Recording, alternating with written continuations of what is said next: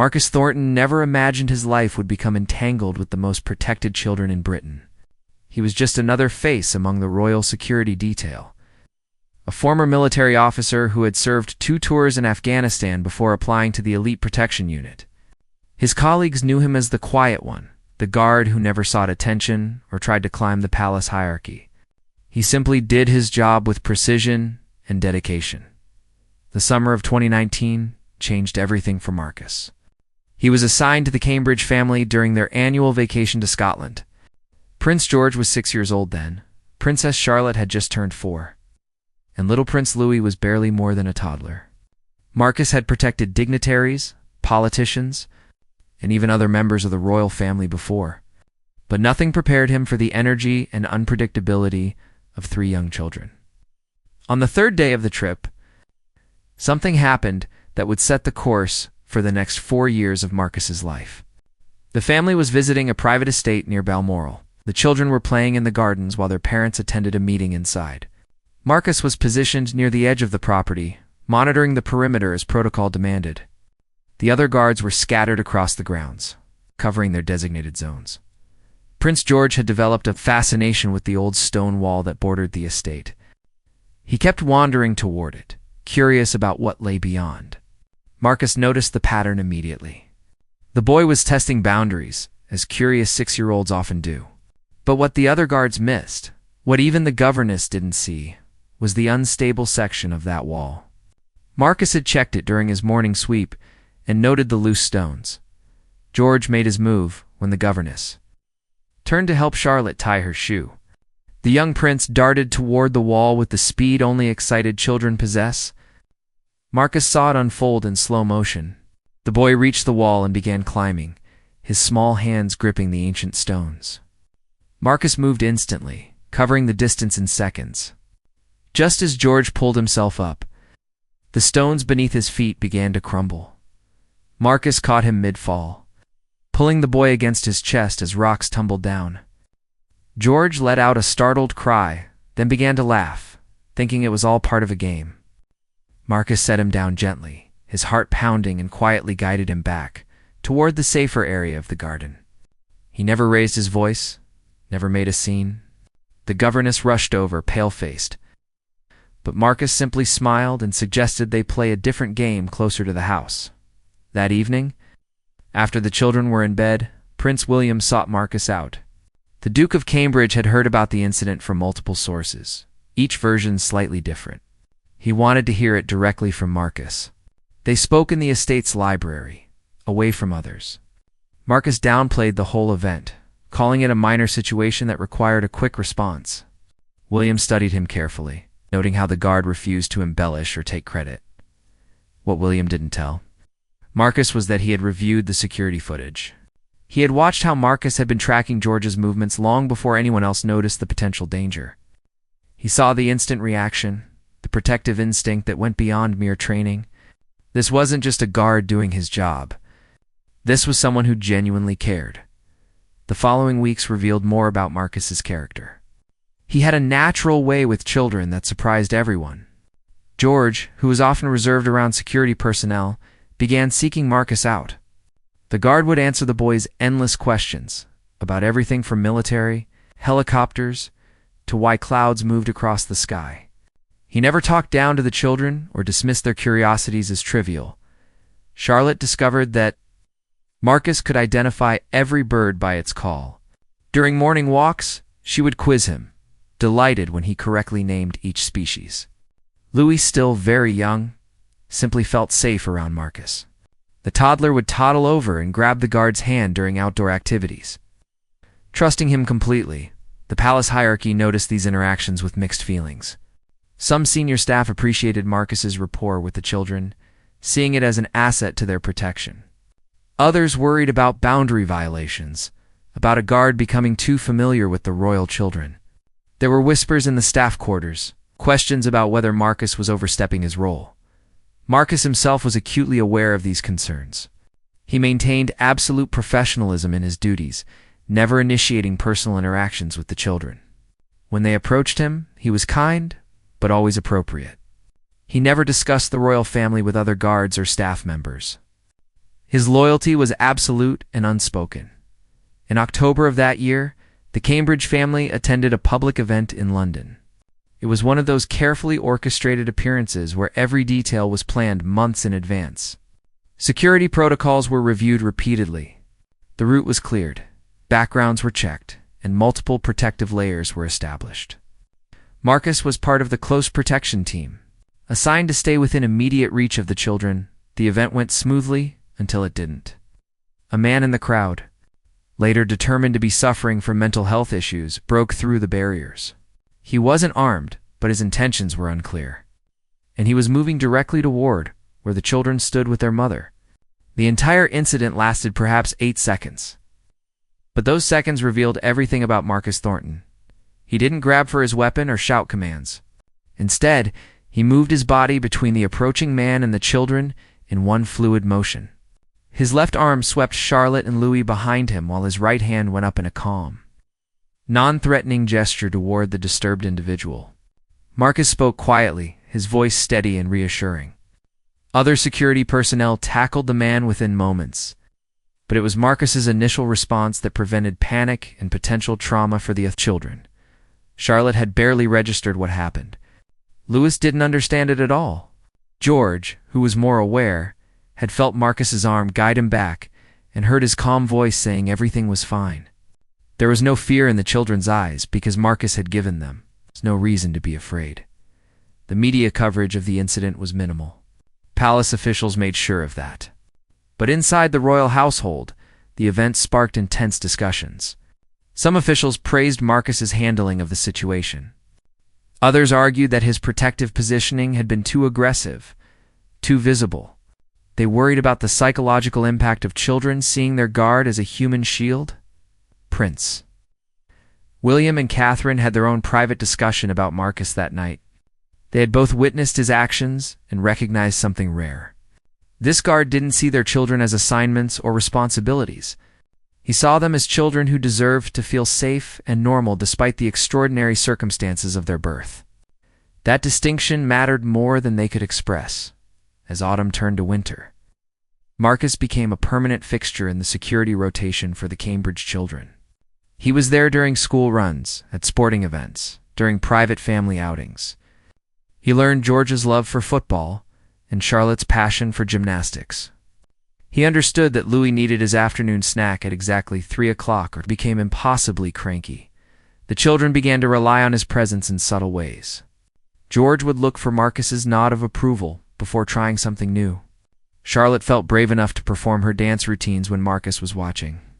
Louis simply wanted to show him every interesting rock, leaf, or bug he discovered. But Marcus maintained his emotional distance, even as he became physically closer to the family. He never forgot his place, never presumed familiarity beyond what his role required. When off duty, he disappeared completely into his private life. None of his colleagues knew much about him beyond his service record. He was a ghost who appeared when needed and vanished when his shift ended. This pattern continued through early 2020 until the world changed in ways no security protocol had anticipated. When the pandemic hit Britain, the entire royal protection apparatus had to adapt overnight. The Cambridge family retreated to their countryside home, and security teams were reduced to minimize exposure. Marcus was one of the few guards kept on rotation, specifically requested by the Duke and Duchess. During those strange months of lockdown, with the family isolated from the rest of the world, Marcus's role evolved in ways that made palace officials increasingly uncomfortable. He became more than a guard. He became a trusted presence during an uncertain time. Someone the children associated with stability and safety, when everything else felt chaotic, what nobody knew. What Marcus never spoke about was the growing weight he carried. The responsibility of protecting these children, the knowledge that he would sacrifice everything if necessary, the impossible balance between professional duty and genuine human care. It was beginning to take its toll in ways that would soon become impossible to hide. The spring of 2021 brought a gradual return to normal routines. But Marcus noticed changes that troubled him deeply. The security protocols around the Cambridge children had become increasingly complex. Following several concerning incidents across Europe involving other royal families, threat assessments were being updated monthly instead of quarterly. New procedures required guards to maintain greater distance from the children, to be less visible in their daily lives. Marcus understood the reasoning behind these changes, but he also saw their impact. George was becoming more anxious during public appearances. The 8-year-old had always been serious and thoughtful, but now he seemed hyper-aware of the security presence around him. He would glance toward guards before speaking or moving, as if seeking permission for every action. The spontaneity that should define childhood was being slowly suffocated by caution. One afternoon in April, Marcus was positioned outside the children's private play area at Kensington Palace. He could hear their voices, but couldn't see them directly, as per the new protocols. George was explaining something to his siblings about castles and knights. Then Marcus heard Charlotte ask a question that made his heart sink. "Are the guards protecting us from bad people?" she asked innocently.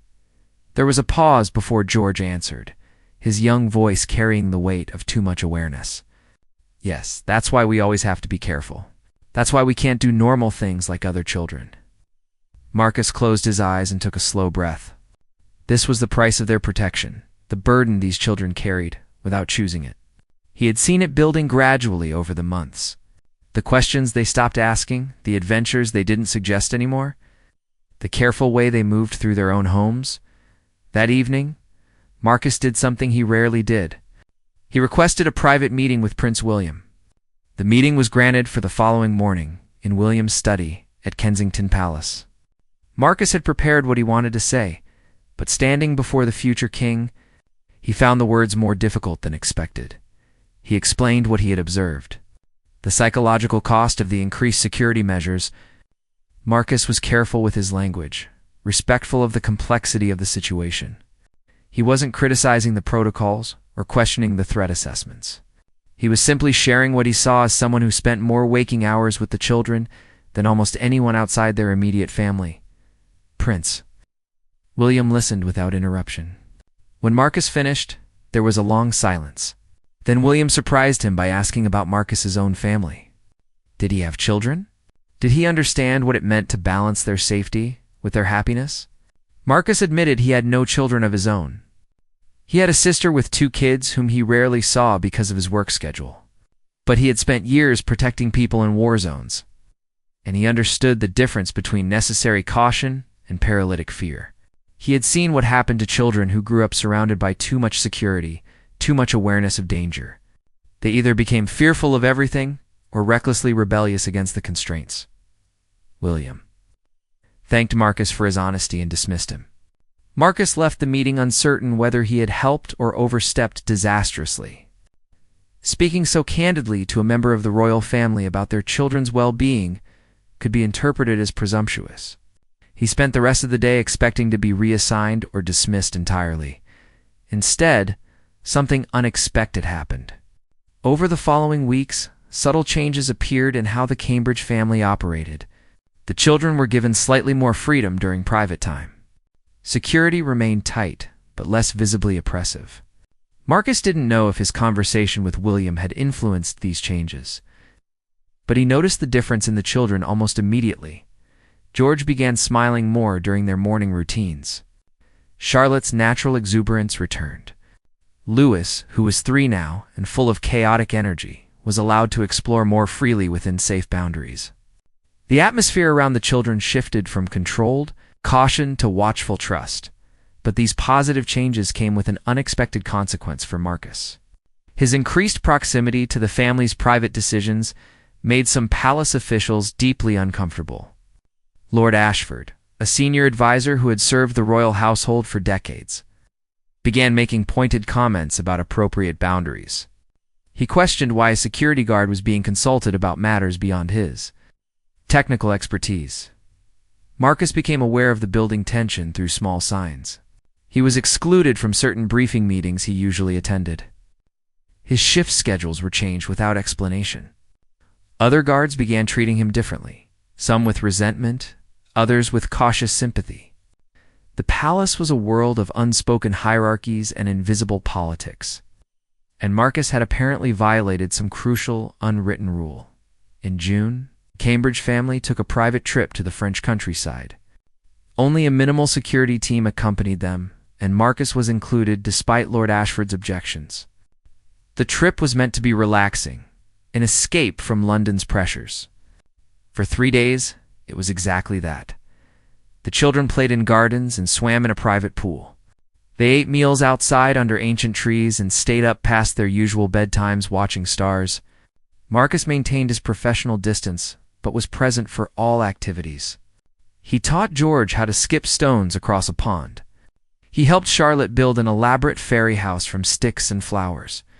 He carried Louis on his shoulders during a nature walk, pointing out rabbits and deer on the final evening. After the children were asleep, Marcus was checking the property perimeter when Catherine found him. The Duchess rarely spoke directly to security personnel beyond basic pleasantries. But that night, she thanked Marcus for how he had been with the children.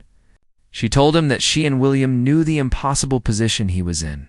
Caught between his duty and the palace politics, she revealed something Marcus hadn't known. There had been a serious conversation at the highest levels about removing him from the Cambridge detail.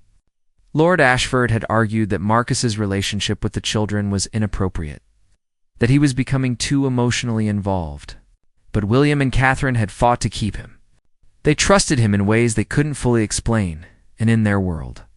That kind of trust was extraordinarily rare. Catherine's words were both comforting and alarming. Marcus was honored by their confidence, but disturbed by how precarious his position had become. He was good at his job precisely because he cared about the children he protected, but caring too much, showing too much humanity, was apparently a liability in the rigid structure of palace protocol. The tensions came to a head in September during a school event for George. The young prince was participating in his first competitive football match, and his parents were attending. Security was heavy, but discreet, with Marcus's positioned near the sidelines. George was nervous, glancing repeatedly toward his parents and then toward Marcus. The boy was clearly seeking reassurance from both. During the match, George fell hard while chasing the ball. It wasn't serious, just a skinned knee and wounded pride. But the boy's eyes immediately sought Marcus, not his parents who were in the stands. Marcus stepped forward instinctively, ready to check on him. Before he could reach George, another guard stopped him. Citing the protocol about maintaining position, George picked himself up, clearly holding back tears, and continued playing. But something had broken in that moment. Marcus saw it in the boy's face, the resignation of a child learning to suppress his needs and emotions. After the match ended, George walked straight to his parents without looking at Marcus. The boy had learned another lesson about the walls that separated him from everyone else. That night, Marcus submitted his resignation. He didn't explain his reasons in detail, simply stating that he felt it was time to move to a different position. He expected his resignation to be accepted quickly and quietly.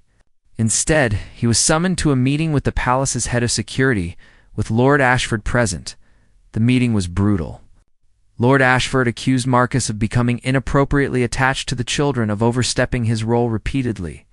He suggested that Marcus's military background hadn't prepared him for the subtleties of royal service. The head of security was more measured, but agreed that Marcus had blurred important boundaries. Marcus listened to their criticisms without defending himself. What could he say? They weren't entirely wrong. He had allowed himself to care about George, Charlotte, and Louis as more than just assignments. He had made their emotional well-being part of his mission. In the cold logic of palace protocol, that was indeed a failure of professional distance. But then something unexpected happened. Prince William entered the meeting unannounced. He had apparently heard about Marcus's resignation and the subsequent meeting. What followed was a tense discussion that revealed deep divisions within the royal household about how the children should be raised and protected. William made it clear that Marcus's approach to security was exactly what he wanted for his children. He didn't want guards who saw them as objects to be protected. He wanted people who remembered they were children first, royals second. Lord Ashford argued about tradition and protocol. William countered that his children's childhood couldn't be sacrificed to tradition. The meeting ended without resolution. Marcus's resignation remained on file but wasn't immediately processed. He was told to take a week off while decisions were made about his future. He left Kensington Palace that day, unsure if he would ever return. During that week away, Marcus had time to reflect on everything that had happened. He realized that the real story wasn't about him at all. It was about 3 children trapped in an impossible situation, born into roles they never chose. Surrounded by adults who all claimed to know what was best for them. Some prioritized their safety, others their duty, others their image. But who was prioritizing their right to simply be children? Marcus thought about George's face after he fell during the football match. He thought about Charlotte's questions about why they always needed guards. He thought about little Louis, who was just beginning to understand that his life was fundamentally different from other children. These kids were being shaped by dozens of competing agendas. Somewhere in all that protection and protocol, their actual childhoods were slipping away. When the week ended, Marcus received a message requesting his return to Kensington Palace. He went back uncertain of what awaited him, but certain of one thing: whether he remained their guard or not. He would never forget those 3 children and the impossible world they were learning to navigate. Marcus returned to Kensington Palace, expecting a formal dismissal. Instead, he was offered a compromise that satisfied no one but provided temporary peace. He would remain on the Cambridge security detail, but with modified responsibilities. He would be present for outdoor activities and travel, but not for daily routines at home or school. The distance was meant to address concerns about his relationship with the children becoming too familiar. The new arrangement felt like a punishment disguised as a solution. Marcus accepted it without argument, understanding he had little choice. But the impact on the children was immediate and painful to watch. George asked repeatedly where Marcus had gone during the week he was away. When told that Marcus's schedule had changed, the boy became withdrawn and quiet. He stopped talking to the other guards entirely. Charlotte created an elaborate story about how Marcus had been on a secret mission to protect other children. She told this story to anyone who would listen, adding fantastical details about dragons and magic shields. It was her way of processing the unexplained absence of someone she trusted. Louis simply clung more tightly to his parents, his small world feeling less secure without the familiar presence he had come to rely on. October brought the family's annual visit to Scotland, and Marcus was included in the security team. The drive to Balmoral was long, and Marcus traveled in a separate vehicle from the family as protocol demanded. When they arrived, George saw Marcus and ran toward him before his governess could stop him. The boy threw his arms around Marcus's waist, something he had never done before in front of others. Marcus froze, acutely aware of the other staff members watching. He gently extracted himself from George's embrace and knelt down to the boy's level. He reminded George quietly about appropriate behavior, about maintaining proper distance. George's face crumbled with confusion and hurt. The boy didn't understand why someone who clearly cared about him was suddenly acting cold and distant. That evening, Marcus requested permission to speak with George privately, supervised by the governess. The conversation was one of the hardest things Marcus had ever done. He tried to explain to an 8-year-old boy about boundaries and protocols, about the difference between caring about someone and being their friend. George listened with the serious expression that made him seem much older than his years. "So you're not allowed to like us?" George asked, cutting through Marcus's careful explanations with child's directness. Marcus struggled to find words that were both honest and appropriate. He settled on telling George that caring about someone and being able to show it were sometimes 2 different things. Sometimes people had to follow rules even when those rules felt wrong. George nodded slowly, but Marcus could see the boy withdrawing emotionally, building his own walls to match the ones being built around him, the Scotland trip revealed another problem Marcus hadn't anticipated. In his reduced role, he noticed things about the overall security situation that troubled him. There were gaps in coverage during certain activities. The new protocols meant guards were too far away during some outdoor adventures. The children were being given more freedom, which was good.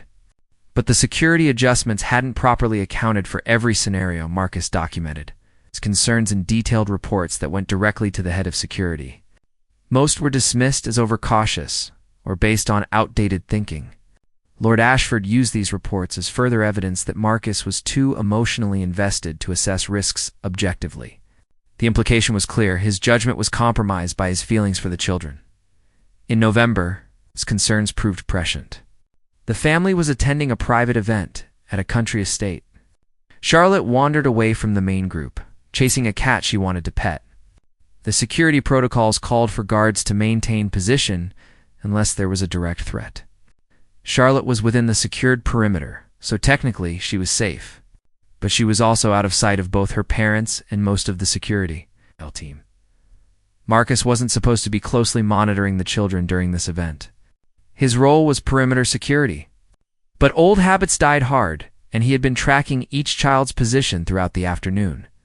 When Charlotte disappeared around a corner of the building, he moved to follow. Another guard reminded him sharply about his assigned position. Marcus faced an impossible choice: follow protocol and trust that someone else would notice Charlotte's absence, break protocol and ensure the girl's safety himself. He chose the girl. He found Charlotte near the estate's stables. It's completely safe, but dangerously close to some riding equipment that could have fallen on her. He guided her back to the main area without incident. The breach of protocol earned Marcus a formal reprimand.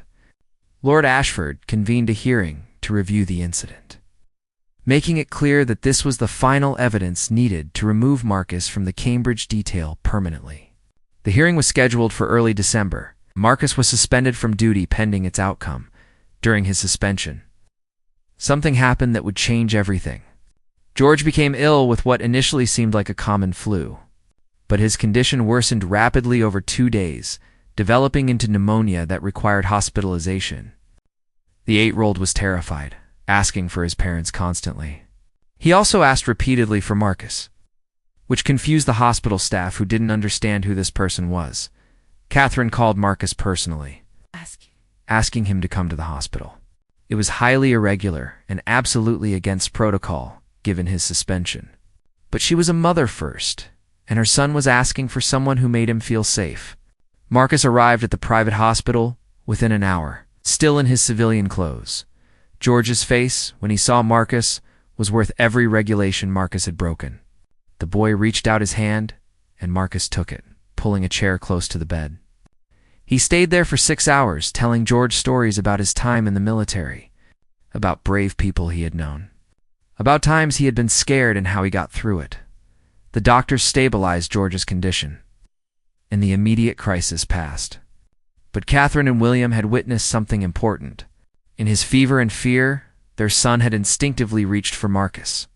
Not for his title or position, but for the genuine human connection that transcended protocol and hierarchy. The guard who was being removed for caring too much was the one their son needed. Most in a moment of vulnerability, the hearing scheduled to review Marcus's conduct was quietly cancelled. Lord Ashford's objections were overruled by direct intervention from Prince William. Marcus was reinstated to full duty with the Cambridge children, but with an important difference. William had a private conversation with the head of security and key staff members. He made it clear that the rigid protocols were being modified based on his and Catherine's preferences for how their children were raised and protected. The palace establishment was horrified. There were whispered conversations about precedent and tradition. Some senior staff members resigned rather than adapt to what they saw as dangerously lax standards.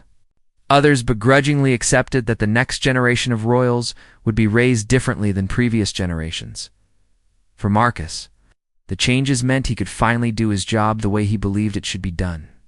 He could protect the children's physical safety without sacrificing their emotional well-being. He could be present and attentive without constantly second-guessing whether his actions would be misinterpreted. Christmas 2021 was the first time Marcus truly felt integrated into the Cambridge household routine. He was there when they decorated the tree, not as a silent guard in the corner, but as someone the children wanted to include. Charlotte insisted he'd help her hang ornaments on the highest branches. Louis wanted to show him every present under the tree, examining the wrapped packages with intense curiosity. George asked Marcus to teach him about military traditions during the holidays. The boy was fascinated by how soldiers far from home celebrated and stayed connected to their families. Marcus found himself sharing stories he rarely told anyone, about Christmases in Afghanistan, about the brotherhood formed in difficult circumstances. George listened with rapt attention, understanding on some level that he and Marcus both knew what it meant to have duty that separated you from normal life. But the peace was fragile. In January 2022, a British tabloid published a story about the Cambridge children's security arrangements. The article contained details that could only have come from inside the palace. It described specific protocols, daily routines, and even mentioned individual security personnel by name. Marcus's name appeared multiple times, along with speculation about his unusually close relationship with the children. The leak created chaos. Security protocols had to be completely overhauled overnight. Trust within the household staff evaporated as everyone became suspect. An investigation was launched to identify the source, but these things rarely produced conclusive results. The damage was done regardless of who was responsible. Marcus found himself under intense scrutiny once again. His communications were reviewed, his finances examined, his personal life investigated. It was humiliating and exhausting, even though he knew he was innocent. The mere fact of being mentioned so prominently in the article made him a suspect. The stress affected his work. He became hypervigilant, second-guessing his decisions, maintaining too much distance from the children in an overcorrection. George noticed the change immediately. The boy asked Marcus directly if he was in trouble because of the newspaper story. Marcus tried to reassure him while being honest about the seriousness of the situation. "Did you tell them our secrets?" George asked, his young face showing a sophistication beyond his years. Marcus promised he would never betray the family's trust, and George believed him instantly. The boy's faith was absolute in a way that made Marcus's throat tight with emotion. This child, who had every reason to be suspicious of everyone around him, chose to believe in Marcus completely. The investigation eventually cleared Marcus of any involvement in the leak. The actual source was never definitively identified, though suspicion fell on a former staff member who had recently been dismissed. But the damage to Marcus's reputation within certain palace circles was permanent. Lord Ashford and his allies never fully accepted his innocence, viewing him as a continued liability. By spring 2022, the situation had reached an impossible tension. Marcus was exhausted from the constant political battles, from defending his basic competence and integrity. The children were thriving under the modified security arrangements, but maintaining those arrangements required constant negotiation and compromise with palace officials who fundamentally disagreed with the approach. Marcus began having nightmares about failing to protect the children. In his dreams, he was always too far away, held back by invisible protocols while danger approached. He would wake up in the middle of the night, heart pounding, checking his phone for emergency alerts. He knew these were signs of professional burnout, but he couldn't see a way out that didn't feel like abandonment. In April, during a routine school pickup, Marcus noticed something that made his blood run cold. A photographer was positioned in a location that should have been secured. The man had credentials, but something about his behavior was wrong. Marcus approached him to verify his identity, and the photographer became agitated and defensive. Within seconds, Marcus realized this wasn't a credentialed journalist. The man tried to run, and Marcus subdued him without violence, holding him until other security personnel arrived. The man turned out to be carrying more than camera equipment. He had detailed notes about the children's schedules, routes they took, places they visited. The police investigation revealed he had been stalking the family for months, somehow evading multiple security layers. The incident could have been catastrophic. If Marcus hadn't trusted his instincts, if he had followed protocol and simply logged the concern rather than acting immediately, the man would have escaped with his information. Prince William personally thanked Marcus, but the real reward came from George. The boy overheard adults discussing how Marcus had stopped a bad man, and his respect for his guard deepened into something approaching hero worship. But Marcus knew the truth. The near miss had happened because security protocols had become too complicated and too political. Guards were spending more time worrying about palace politics than actual threats. The system was failing, and eventually that failure would have consequences no one could prevent. The summer of 2022, brought celebrations for Queen Elizabeth's Platinum Jubilee. But behind the public festivities, the royal household was dealing with private turmoil. The stalker incident had exposed serious flaws in security coordination. Multiple investigations were underway, and the stress was affecting everyone, including the children. George had become anxious about strangers, checking constantly to ensure Marcus was nearby during any public appearance. Marcus watched, George's childhood innocence eroding week by week. The boy who once ran freely in gardens now looked over his shoulder constantly. Charlotte had stopped her spontaneous dancing and singing in public, too aware of being watched and judged. Only Louis, at 4 years old, retained some natural childhood exuberance, but even he was learning to modify his behavior based on who was watching. During the Jubilee celebrations in June, Marcus was positioned close to the children during the balcony appearance at Buckingham Palace. He watched as George stood rigid and formal, waving mechanically to the crowd. The boy glanced at Marcus once, a look that conveyed exhaustion and something else. Marcus recognized it because he felt it too. They were both trapped in roles that demanded everything and offered little room for authentic human connection. After the celebrations ended, Catherine asked to speak with Marcus privately. They met in a small sitting room at Kensington Palace, just the two of them, which was unprecedented. Catherine thanked him for his service, for his dedication, and then she said something that surprised him completely. She told him that she and William had decided to make significant changes to how the children were being raised and protected. They wanted to give George, Charlotte, and Louis more normal experiences, even if it meant accepting more risk. They were tired of watching their children grow up in a gilded cage. Catherine explained that these changes would face enormous resistance from the palace establishment. Lord Ashford and his faction would fight every modification, but William and Catherine were determined to prioritize their children's well-being over tradition and protocol. Then Catherine asked Marcus a difficult question. Would he stay if things got harder before they got better? Would he stand with them through the inevitable conflicts with palace officials who thought they knew better how royal children should be raised? Marcus didn't hesitate in his answer. He had already invested too much to walk away now. The changes started small, but symbolically important. George was allowed to join a regular football club with other boys his age, with security that remained present but less visible. Charlotte enrolled in dance classes at a local studio rather than having private lessons at the palace. Louis started attending a regular preschool part-time. Each decision sparked fierce debates within the palace hierarchy. Marcus's role evolved into something unprecedented. He became not just a bodyguard but a bridge between the children's protected life and the normal experiences their parents wanted them to have. At football practice, he was the friendly adult who cheered from the sidelines, not the obvious security presence. At dance class, he was the patient man who waited with the other parents, blending in while remaining alert. The transformation required Marcus to be constantly adaptable. During a football match in July, George took a hard tackle that left him winded and upset. The boy limped off the field, and Marcus was there immediately, but not as a guard responding to an incident. He was there as the adult George trusted, checking him over with practiced hands, making sure nothing was seriously injured. The other parents and children barely noticed because it looked exactly like what any caring adult would do for an injured child.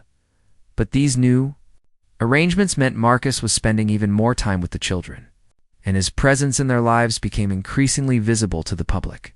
A photograph of Marcus carrying an exhausted Louis after a preschool event appeared in a tabloid with the headline, questioning who this mystery man was in the children's lives.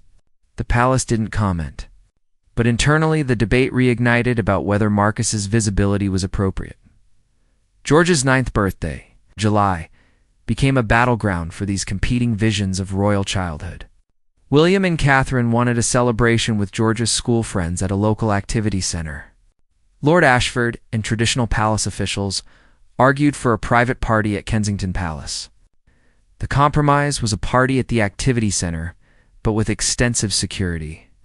That made the children's presence obvious to everyone. Marcus watched George's birthday party, feeling like he was observing a microcosm of everything wrong with the system. The prince was surrounded by classmates supposedly treating him normally, but the security presence and media attention outside made normal impossible. George knew his friends were there partly because their parents wanted to tell others their child attended a royal birthday party. The authenticity William and Catherine sought for their son remained frustratingly out of reach. After the party, George asked Marcus a question that revealed how much the boy understood about his situation.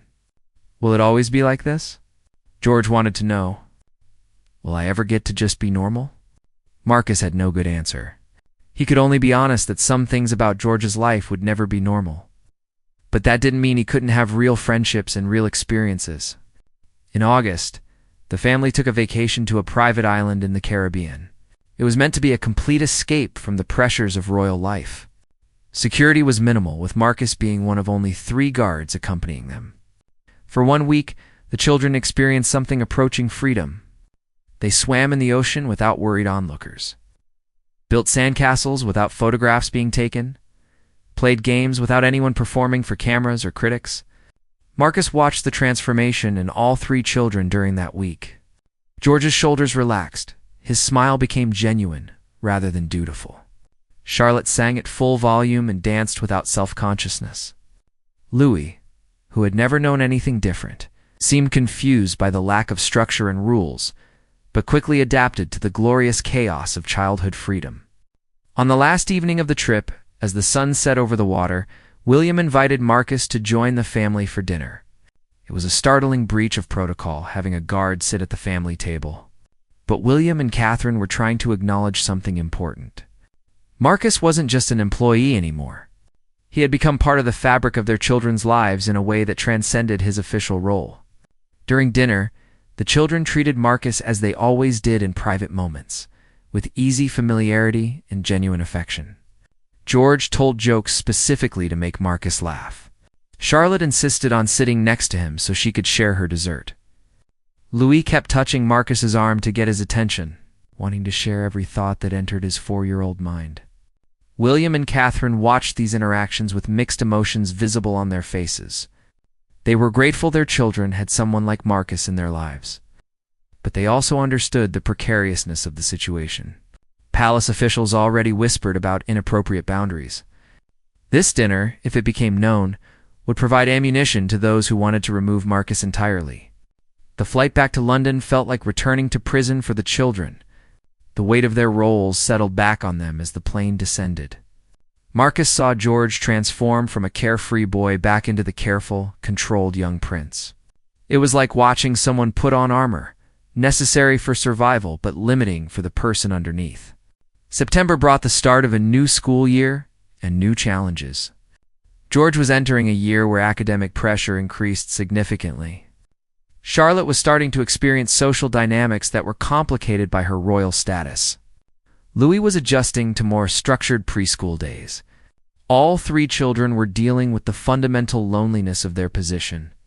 Marcus noticed George withdrawing emotionally during this period. The boy stopped sharing his thoughts and feelings as openly. He was learning to keep things inside, to present only what was appropriate for public consumption. At 9 years old, George was developing the same emotional armor Marcus had seen in adult royals. It's a protective shell that let them function in impossible circumstances. One afternoon in October, Marcus found George crying in a quiet corner of the school grounds during pickup. The boy tried to hide his tears, ashamed to show such vulnerability. Marcus sat down beside him, not touching, just being present. After several minutes, George explained that a classmate had said they were only friends with him because he was a prince. George wasn't sure if that was true, and the uncertainty was devastating. Marcus broke protocol in that moment. He told George about his own experiences with loneliness during military service, about not knowing who genuinely cared about him versus who was just following orders or looking for advantages. He shared his honest struggle with the same questions George was facing. How do you trust people when you can never be sure of their motives? Marcus didn't offer false comfort or easy answers. He simply acknowledged that George's feelings were real and valid. That conversation created a deeper bond between Marcus and George, but it also sealed Marcus's fate with palace officials. Someone reported seeing them talking privately, and questions arose about what had been discussed. Lord Ashford demanded a full report, suggesting that Marcus was overstepping boundaries. By engaging in personal conversations with the prince about matters beyond security, the final confrontation came in November 2022. Marcus was summoned to a formal meeting with senior palace officials, including Lord Ashford and several advisors. They presented him with an ultimatum. He could remain on the royal security team, but would be reassigned away from the Cambridge family. His replacement had already been selected, someone with impeccable credentials and no history of boundary violations. The alternative was to resign from royal service entirely. They made it clear that if he chose to resign, there would be no negative references, no black marks on his record. He could transition smoothly to private security work, where his skills would be valued. It was presented as a generous offer, an exit with dignity. What wasn't said, but was clearly implied, was that refusing would result in dismissal under less favorable circumstances. Marcus asked for 24 hours to consider his options. That evening, he wrote a letter to Prince William and Catherine.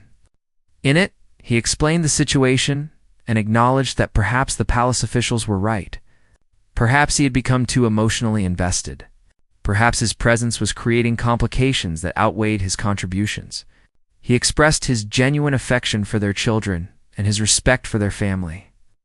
But he accepted that his time in their service should end. The response came not from William or Catherine, but from George himself. The 9-year-old prince had somehow learned about the situation, likely from overhearing adult conversations. He wrote Marcus a letter in his careful handwriting, thanking him for everything he had done. George wrote that he understood Marcus had to leave, that sometimes grown-ups had to do things because of rules. But the boy wanted Marcus to know that he would always remember him and be grateful for having someone who made him feel safe and cared about. Reading that letter broke something in Marcus. He realized that his leaving would teach George another painful lesson about how relationships in his world were conditional and temporary. People who cared about you could be removed if they didn't follow the right protocols or please the right officials. It was exactly the opposite of what the boy needed to learn about trust and human connection. Marcus made his decision. He would accept reassignment rather than resign. He would stay within the Royal Security Service, where he might still, from a distance, be able to serve the family. It wasn't what he wanted, but it was better than completely abandoning 3 children who had come to rely on him. His final day with the Cambridge family was deliberately low-key. No formal goodbyes, no emotional scenes. Marcus was present during a normal afternoon, doing his job as he always had. But George knew, and Charlotte knew, and even little Louis seemed to sense something was ending. When it was time for Marcus to leave, George shook his hand formally, the way he had been taught to greet dignitaries. There were no hugs or tears, just a solemn handshake and a whispered thank you. Charlotte gave Marcus a drawing she had made, a picture of their family with Marcus standing protectively nearby. Louis simply waved goodbye, not understanding the permanence of the departure. Marcus walked out of Kensington Palace that evening carrying Charlotte's drawing and George's letter. Physical reminders of 3 children who had changed his understanding of duty and service. In the months that followed, Marcus learned through indirect channels how the children were adjusting. George had become even more withdrawn, building walls around himself as his primary defense mechanism. Charlotte threw herself into her activities, staying busy to avoid feeling the loss. Louis was too young to articulate his feelings, but his governess reported that he asked about Marcus regularly in the first weeks. Marcus was reassigned to protective services for other members of the extended royal family. The work was professional and technically competent, but it lacked the meaning his work with the Cambridge children had provided. He went through the motions of his job while feeling increasingly disconnected from why it mattered. The story of Marcus Thornton might have ended there, just another palace employee who came and went. Remembered fondly by a few but ultimately replaced and forgotten. But in January 2023, something happened that brought everything full circle. There was an attempted security breach during a school event George attended. The details remained classified, but the incident was serious enough that it triggered a complete review of security protocols. During that review, multiple security personnel confirmed that Marcus had repeatedly warned about vulnerabilities in the system. His documented concerns, dismissed months earlier as overcautious, turned out to be precisely accurate. The breach exploited exactly the gaps Marcus had identified. If the situation had been slightly different, if the threat had been more sophisticated, the outcome could have been catastrophic. Prince William personally requested Marcus's return to the Cambridge security detail. The request was not a suggestion, but a command from someone who would someday be king. Lord Ashford and his allies had no choice but to comply. Marcus was reinstated with a formal apology and a quiet acknowledgement that palace politics had nearly cost the royal family dearly. George's face, when he saw Marcus's return, was worth every difficult moment of the previous months. The boy maintained his composure, offering only a formal greeting, but his eyes showed everything. The relief, the joy, the vindication of his stubborn belief that Marcus would somehow come back. Charlotte created an elaborate new drawing celebrating Marcus's return. Louis simply grabbed his hand and refused to let go for the entire afternoon. Marcus resumed his duties with a clearer understanding of the impossible situation they were all navigating together. The children were trapped in roles they never chose, surrounded by competing interests and agendas. He was trapped too, caught between genuine care for them and the political realities of serving a royal household. But they were trapped together, and somehow that made it more bearable. The palace tried one final time to conceal Marcus's story, to control the narrative about the guard who had defended William's children in ways both physical and emotional. Official histories would omit his name, reduce his role to a footnote. But the truth couldn't be completely hidden. The children remembered, and they would carry those memories into their own futures. Years from now, when George becomes king, he will remember the guard who taught him that caring about people was never weakness. Charlotte will remember the adult who encouraged her authentic self even when protocol demanded conformity. Louis will have vaguer memories, but will know from his siblings that someone named Marcus made their childhood safer and happier. For Marcus, the reward was never recognition or gratitude. It was the simple knowledge that 3 children who lived impossible lives had experienced moments of genuine care and protection. In a world where they could trust almost no one, they had learned they could trust him. That trust, earned through years of service and sacrifice, was the hidden chapter the palace tried to conceal, but could never completely erase.